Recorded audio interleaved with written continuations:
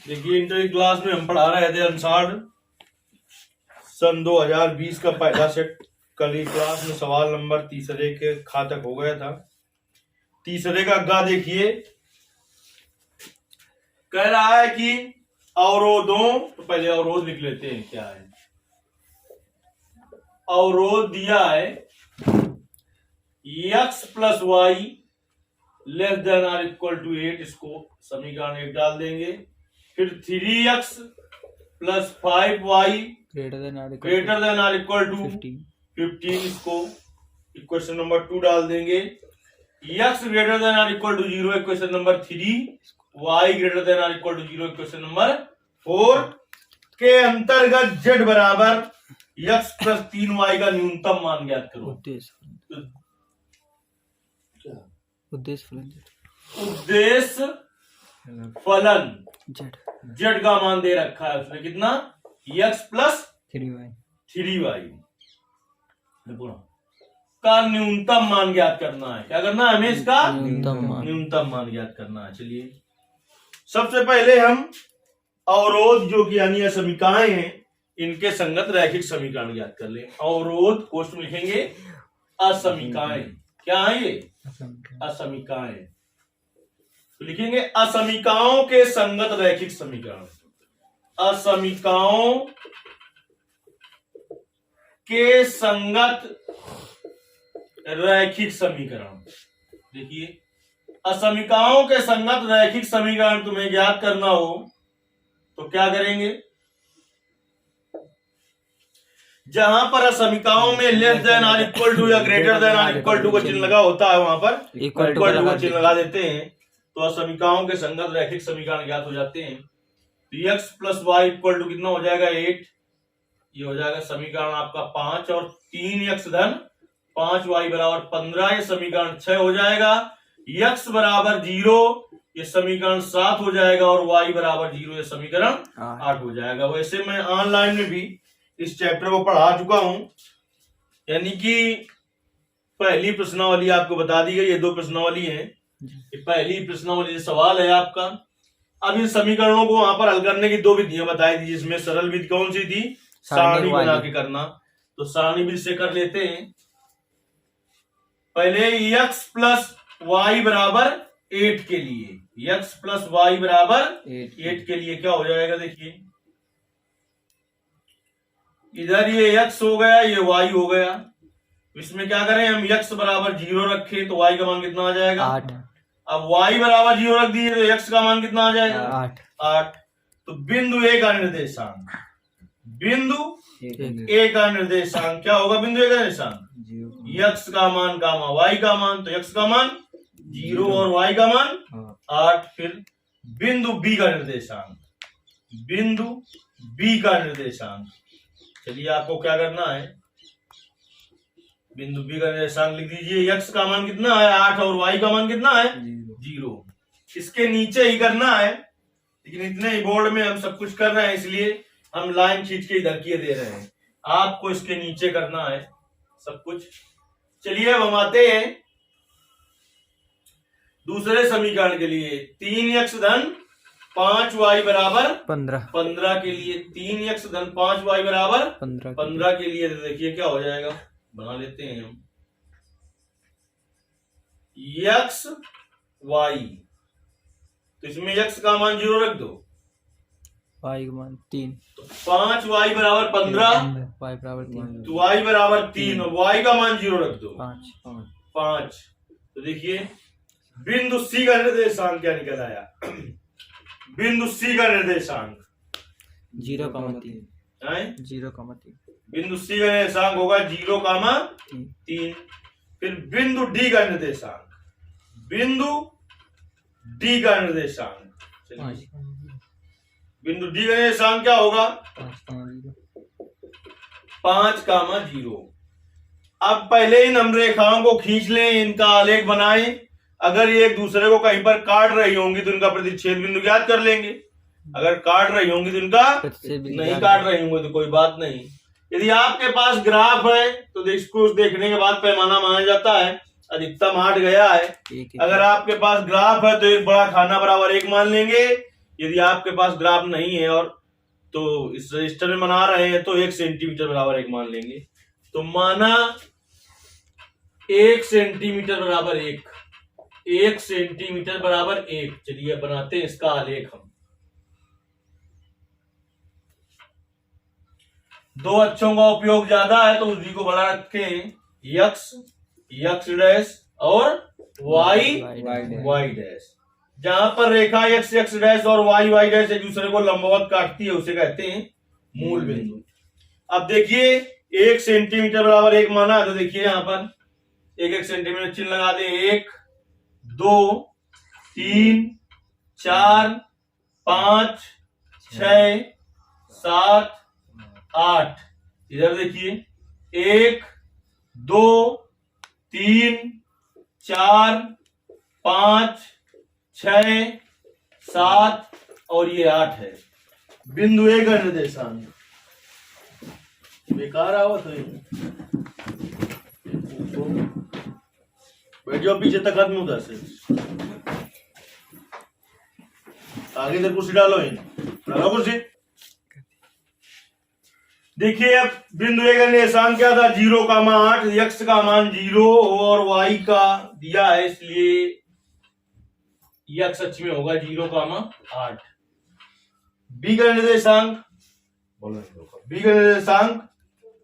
ये हो गया आपका b का निर्देशांक 8,0। पटे से सीधे a से b को मिला देना है। बिंदु c का निर्देशांक देखिए क्या है 0,3। ये है बिंदु C 0,3। बिंदु डी का निर्देशांक 5,0।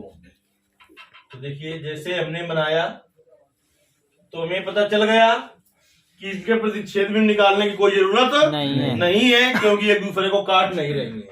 अब हम दोनों समीकरणों को मूल बिंदु से संतुष्ट कराएं, उसी के हिसाब से आलेख बनाएं। तो देखिए पहली समीकरण इस चित्र के नीचे करना है आपको क्योंकि अभी कैलकुलेशन काफी है इसलिए हम यहां पर किए दे रहे हैं। आपको चित्र के नीचे करना है। पहली समीकरण ये है।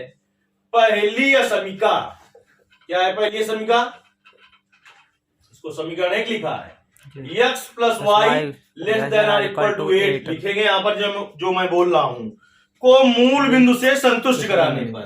तो x की जगह 0 रखेंगे आप क्योंकि मूल बिंदु निर्देशांक क्या होता है 0, तो x की जगह 0 रखिए y की जगह 0 धन 0 तो क्या हो जाएगा 0 लेस देन और इक्वल टू 8। कह रहा है 0 छोटा है 8 से या 8 के बराबर है। बराबर तो नहीं है लेकिन छोटा है तो जो कि सत्य है। लिखेंगे अगर बात सत्य हो तो समीकरण मूल बिंदु से संतुष्ट होती है तो सत्य है बात जी। तो लिखेंगे अतः समीकरण मूल बिंदु से संतुष्ट है। अगर समीकरण मूल बिंदु से संतुष्ट हो तो इसका आलेख मूल बिंदु की ओर आता है, असंतुष्ट हो तो मूल बिंदु से बाहर की ओर जाता है। तो संतुष्ट है तो इस ए बी रेखा का आलेख मूल बिंदु की ओर आएगा तो ये पूरा क्षेत्र और ये पूरा क्षेत्र ले लेगा। लेकिन अभी हम क्या कर रहे हैं? अभी हम इस पूरा आरेखित नहीं कर रहे हैं। क्यों नहीं कर रहे हैं आरेखित? क्योंकि उभयनिष्ठ भाग आलेखित किया जाता है। तो अभी आप अपने दिमाग में रखिए कि जो ए बी होगा इसका मूल बिंदु की ओर आएगा तो ये भी क्षेत्र पूरा घिर जाएगा और ये भी घिर जाएगा। ठीक जी। अब देखिए दूसरी समीकरण क्या है? दूसरी समीकरण 3x धन 5y ग्रेटर देन और इक्वल टू 15। लिखेंगे दूसरी समीकरण लिख दी हमने को मूल बिंदु से संतुष्ट कराने पर। तो 3 गुणते 0 धन 5 गुणते 0 प्लस 0 ग्रेटर देन और इक्वल टू 15। तो आ गया 0 ग्रेटर देन और इक्वल टू 15। कह रहा है 0 बड़ा है 15 से या 15 के बराबर है तो ना बराबर है और ना ही बड़ा है। तो ये बात कैसी हुई? असत्य जो कि असत्य है। तो कहेंगे दूसरी समीकरण क्या है? मूल बिंदु से असंतुष्ट है। दूसरी समीकरण मूल बिंदु से असंतुष्ट है। अतः इसका आलेख मूल बिंदु से बाहर की ओर जाएगा। देखिए ए बी का आया था अंदर पूरा यहां तक और इसका जब बाहर की ओर जा रहा है तो ये भाग क्या है? दोनों में मिलेगा क्या? नहीं, केवल इतना भाग दोनों में मिलेगा। ये वाला सब इतना भाग ऐसा होगा जो दोनों। उभयनिष्ठ भाग आलेखित किया जाता है इसमें, तो इतना भाग ऐसा होगा जो कि दोनों में मिलेगा। उभयनिष्ठ भाग आलेखित किया जाता है, समझिए पहले।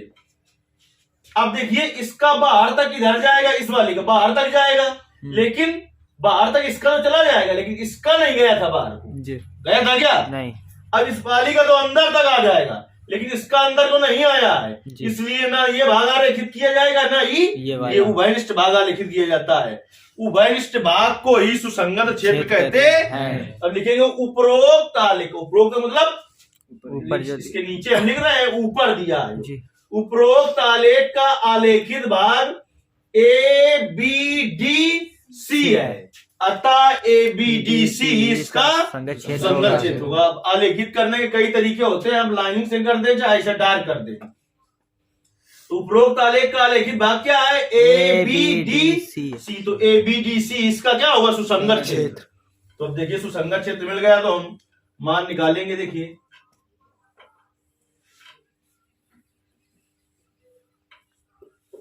यहां पर लिख देंगे कोणीय बिंदु। इसको कोणीय बिंदु भी कहते हैं इस सुसंगत क्षेत्र के बिंदुओं को, और कोणीय बिंदु कहे चाहे कोणीय बिंदु, यहां पर लिखे दे रहे हैं कोणीय बिंदु कहे चाहे कोणीय बिंदु, दोनों ही सही है। जेड के संगत मान, जेड के संगत मान, तो जेड बराबर कितना है? जेड बराबर है x धन 3y 3y। चलिए अब a का मान 0,8, फिर जो बिंदु है सुसंगत क्षेत्र में लिखो b का मान 8,0, c का मान 0, सॉरी a b के बाद क्या आएगा? d का मान 5,0, फिर क्या है? c का मान 0,3। इन मानों पर ज्ञात करिए इसको। देखिए इसमें x की जगह 0 रखिए और y की जगह 8, तो 8 तिरका 24। x की जगह 8 और y की जगह 0 तो कितना आ जाएगा? 8। x की जगह 5 और y की जगह 0 कितना आ जाएगा? 5। x की जगह 0 और y की जगह 3 तो कितना आ जाएगा? 9। हमें न्यूनतम मान ज्ञात करना था, लिखेंगे न्यूनतम मान 5। देखिए आंसर, न्यूनतम मान 5 बिंदु 5,0 पर प्राप्त होगा। तो न्यूनतम मान तुमसे पूछा था, क्या नहीं मिल रहा है?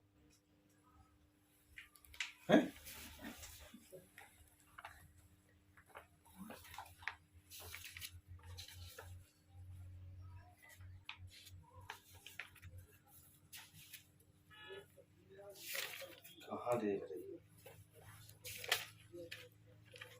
तीसरे का कौन है? तीसरे का गा है।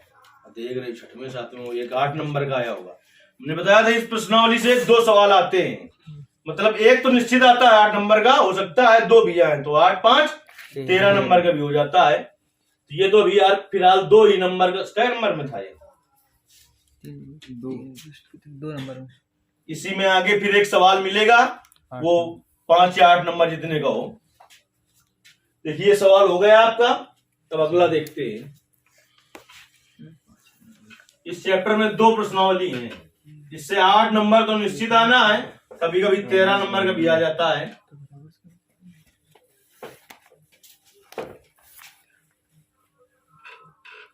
तो ये था तीसरे का कौन सा नंबर? गा। अब तीसरे का घा नंबर देखते हैं। देखिए तीसरे का घा नंबर क्या है? ये सवाल बहुत बार टेस्ट में बोल चुके होंगे। कह रहा है P का मान ज्ञात कीजिए ताकि रेखाएं 1 - x/3 बराबर 7y - 14, अभी भी नहीं याद आया होगा, अपान 2p बराबर z - 3/2 और 7 - 7x अपान 3p equal to y - 5/1 equal to 6 - z/5 परस्पर लंबवत है। परस्पर लंबवत है।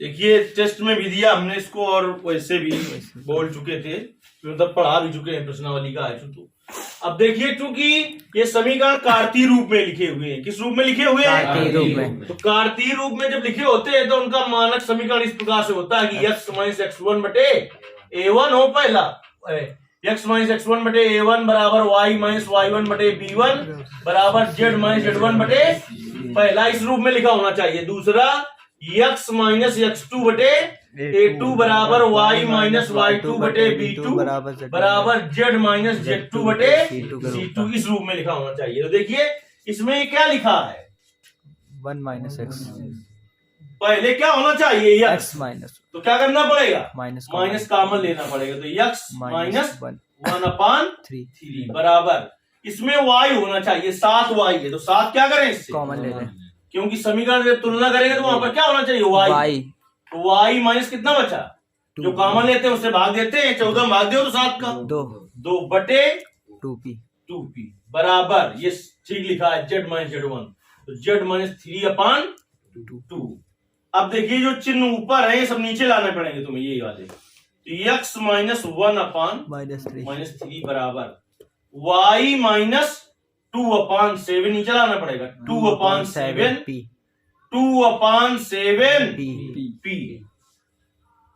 ये सही लिखा है, z माइनस 3/2 लिखेंगे की तुलना। अब यहाँ पर लिख लेंगे, क्योंकि हमने लिख दिया है तो इसलिए थोड़ा गड़बड़ हो गया। आप इसके नीचे लिखेंगे की तुलना, अब एक बार लिख चुके हैं तो हम तीर निशान बना दे रहे हैं, किससे करेंगे, x माइनस x1 बटे a1 बराबर y माइनस y1 बटे b1 बराबर z माइनस z1 बटे c1 से। देखिए यहाँ पर x1 की जगह कितना है, x1 की जगह -1 कहाँ है, माइनस इसमें भी तो है, 1 है। अब देखिए y1 की जगह कितना है, 2 है, z1 की जगह कितना है, 3 है, a1 की जगह कितना है, -3 है, b1 की जगह कितना है, 2/7p है, c1 की जगह कितना है, 2 है। अब दूसरा समीकरण भी इस रूप में होना चाहिए, x पहले होना चाहिए, देखिए इस प्रकार का होना चाहिए। तो x यहाँ पर कैसे आए, -7 कॉमन, क्या करें, -7 कॉमन, क्या आ जाएगा, x माइनस 1, भाई ये प्लस हो जाएगा और ये माइनस हो जाएगा, बटे 3p बराबर, ये सही लिखा है, y माइनस 5/1, इसमें z होना चाहिए, पहले क्या होना चाहिए, z, तो माइनस कॉमन ले लो तो क्या हो जाएगा, z माइनस 6/5। अब देखिए x माइनस 1 इसको नीचे लाना पड़ेगा, 3/-7 और p बराबर y माइनस 5/1, माइनस नीचे लाना पड़ेगा, z माइनस 6/5 माइनस का 5।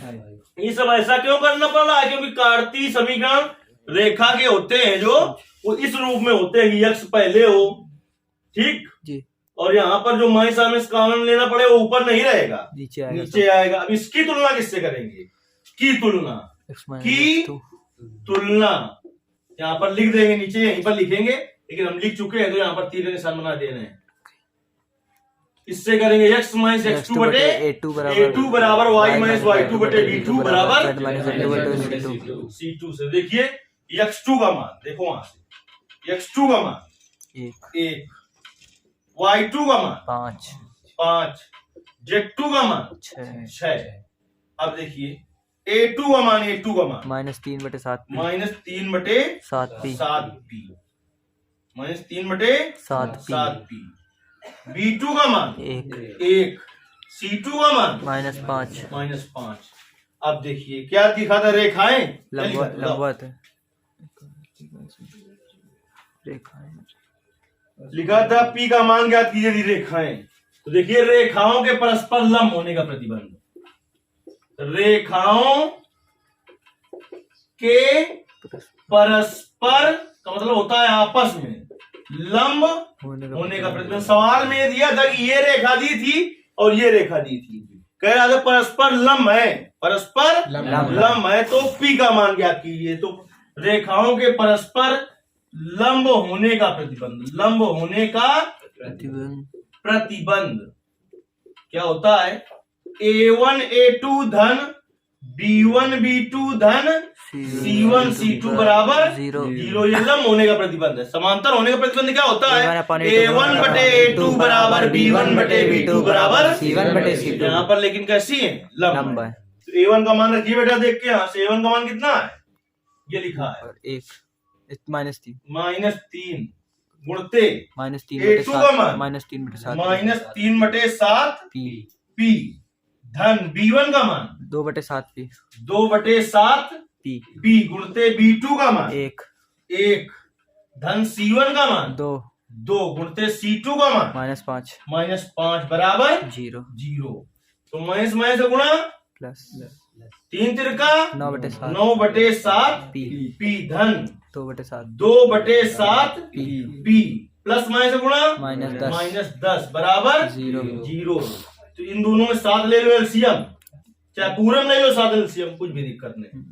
इसके बटे 1 है तो 7 एलसीएम ले लो तो क्या आ जाएगा 9P धन 2P माइनस 70 बराबर 0। इस 7 गुणा 0 में होगा क्या हो जाएगा 0, तो 9P 9P और 2P की क्या हो जाएगा 11P माइनस 70 बराबर 0, तो 11P बराबर 70 तो P बराबर 70 बटे 11 P का मान निकल आया 70 बटे 11। आ गई बात समझ में? चलिए तीसरे के सभी भाग हल हो गए, अब हम हल करते हैं चौथे सवाल में आते हैं। क्या बजे 5:25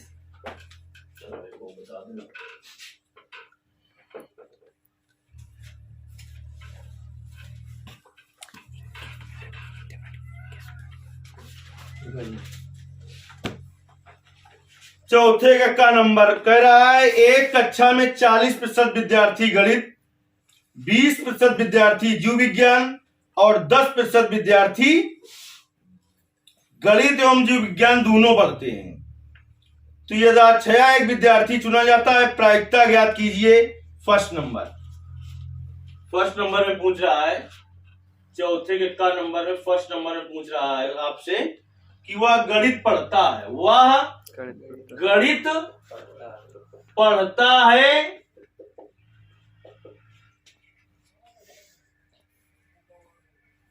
जबकि यह ज्ञात है, जबकि यह ज्ञात है, यह ज्ञात है, क्या ज्ञात है कि वह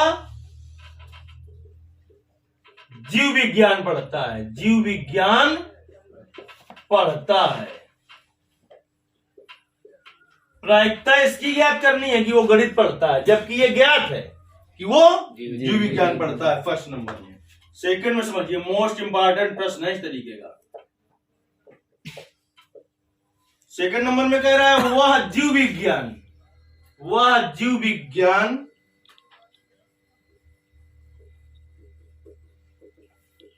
पढ़ता है, वह जीव विज्ञान पढ़ता है जबकि यह ज्ञात है, जबकि यह ज्ञात है कि वह गणित पढ़ता है, कि वह गणित पढ़ता है। अब देखिए इसको हल करने पे आए हम, ऊपर की भाषा भी हमने नहीं लिखी जो हम पढ़ रहे हैं। कहता है एक कक्षा में 40% विद्यार्थी क्या पढ़ते हैं, गणित। क्या पढ़ते हैं, गणित पढ़ते हैं। और 20% विद्यार्थी जीव विज्ञान पढ़ते हैं और 10% विद्यार्थी गणित एवं जीव विज्ञान दोनों पढ़ते हैं। ठीक, तो यथाच्छया एक विद्यार्थी चुना जाता है, प्रायिकता ज्ञात कीजिए कि फर्स्ट नंबर में ये, सेकंड में ये। तो हम मान ले, माना गणित पढ़ने की घटना यम कहेगा, हमारे मैथ माने क्या होते हैं, गणित। माना गणित पढ़ने की घटना यम तथा जीव विज्ञान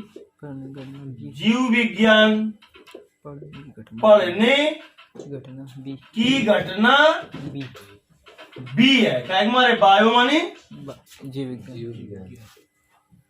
ठीक, अब देखिए कह रहा है एक कक्षा में 40% विद्यार्थी गणित पढ़ते हैं, यानी पीएम का मान दिया है, पीएम का मान 40%। पी का मतलब प्रोबेबिलिटी यानी प्रायिकता, एम का मतलब गणित पढ़ने की। यानी ये लिखा है गणित पढ़ने की प्रायिकता। प्रायिकता 40% है। तो 40 और प्रतिशत का मतलब क्या होता है बटे 100। चाहे तो इसको सरल कर लेने, ऐसे लिखा रहने दीजिए। फिर कहता है 20% जीव विज्ञान पढ़ते हैं, तो पीबी का मान, पीबी का मतलब हिंदी इसकी अगर निकाले तो क्या लिखा है, जीव विज्ञान पढ़ने की प्रायिकता, जीव विज्ञान पढ़ने की प्रायिकता। 20 और प्रतिशत का मतलब बटे 100। अब कहता है 10% विद्यार्थी ऐसे, 10% विद्यार्थी ऐसे हैं जो गणित एवं जीव विज्ञान दोनों पढ़ते हैं। दोनों पढ़ने को कहते हैं इंटरसेक्शन यानी उभयनिष्ठ। इंटरसेक्शन। तो देखिए पी एम इंटरसेक्शन बी बराबर 10%। का मतलब हुआ 10 बटे 100। एक सूत्र आपको पढ़ाया जाएगा, प्रायिकता में पढ़ाया गया होगा, ठीक है नहीं, पी ए अपान बी और पी बी अपान ए, अभी लगा था एक दिन ऊपर। पी ए अपान बी मतलब पी ए इंटरसेक्शन बी बटे पी बी। इसका मतलब पी बी इंटरसेक्शन ए और बी इंटरसेक्शन ए और ए इंटरसेक्शन बी दोनों एक है, बटे में क्या है पी ए। अब बात आई कि इसमें हम कैसे पहचाने, समझिए, जहां लड़के फंसते हैं मैं वही बता रहा हूं तुम्हें, कैसे पहचाने कि फर्स्ट में पी बी अपान ए का मान याद करना है। सॉरी, फर्स्ट में दो चीजें तुम्हारे पास है, एक यम है और बी है। तो कैसे पहचाने किसमें पी यम अपान बी होगा और किसमें पी बी अपान यम होगा, ये कैसे पहचाने, बात यहां फंसती है कि कैसे हम पहचाने। तो फर्स्ट नंबर में आते हैं, जो दिया होता है, जो ज्ञात होता है उसे बटे में रखते हैं, जो ज्ञात करना होता है उसे अंश में रखते हैं। तो फर्स्ट नंबर में क्या ज्ञात है, कहता है यह ज्ञात है कि वह जीव विज्ञान पढ़ता है, तुरंत पी और बटे में लिख दो बी। जो बच्चों का बच्चों यम ऊपर लिख दें, यानी यही ज्ञात है करना, जो ज्ञात करना होता है उसे ऊपर और जो ज्ञात हो उसे नीचे। ऐसा कहीं कोई नहीं बताएगा तुम्हें, और कोई भी सवाल कोई जुगाड़ नहीं फिट कर रहे हैं। देखिए अभी सब कुछ निकलेगा। पी एम अपान बी का मतलब क्या होगा, देखिए पी ए अपान बी का मतलब क्या होता है, पी ए इंटरसेक्शन बी बटे पी बी। तो पी एम अपान बी का मतलब क्या होगा, पी एम इंटरसेक्शन बी बटे पी बी। तो पी एम इंटरसेक्शन बी का मान कितना है बेटा, 10 बटे 100। पी एम इंटरसेक्शन बी का मान 10 बटे 100 बटे पीबी का मान कितना है, पीबी का 20 बटे 100। 100 से 100 कट गया तो क्या आ गया, 10 बटे 20। और सरल कर ले 1 बटे। सेकंड नंबर में हिंदी थोड़ा लिख देंगे तो तुम्हारा भौकाल आउट टाइट हो जाएगा। यहाँ पर क्या लिख दोगे, इस बात की प्रायिकता कि वह गणित पढ़ता है जबकि यह ज्ञात है कि वो जीव विज्ञान पढ़ता है, ये हो गई। सेकंड नंबर में लिख दोगे वह जीव विज्ञान पढ़ता है जबकि यह ज्ञात है कि वो गणित पढ़ता है। तो तुरंत बताओ इसमें क्या मान याद करना है, पी बी अपान एम। क्या ज्ञात है, क्या ज्ञात है, गणित पढ़ता है, गणित पढ़ता है। तो बटे में क्या लिखेंगे, यम। और क्या इसकी प्रायिकता ज्ञात करनी है, जीव विज्ञान, तो बी। तो इसका मतलब क्या होगा, पी बी इंटरसेक्शन यम और यम इंटरसेक्शन बी एक है, क्योंकि ए इंटरसेक्शन बी और बी इंटरसेक्शन एक है होता है। तो ये हो जाएगा पी यम इंटरसेक्शन बी बटे पीएम। निश्चित पढ़ी लो जब तक जिंदा नहीं तो कहूँ तुम 0 ला रहे हो, इतने शर्म की बात। भैंसिया का मान दें तो आओ सीखिए, लेकिन तुम कब 0 देख न ला पाओ। पीएम इंटरसेक्शन बी का मान कितना है, 10 बटे 100 बटे पीएम का मान 40 बटे 100। बाहर बाहर गुणा होगा, अंदर का 100 ऊपर पहुंच जाएगा, 100 से 100 कट जाएगा तो क्या बचेगा, 10 बटे 40। इससे कट गए 1 बटे 4। हो गया सवाल। अब देखिए प्रायिकता का कोई सवाल हो तुम्हें ये किसी से नहीं पूछना सही है कि गलत है। देखिए हम बता रहे हैं क्यों नहीं पूछना।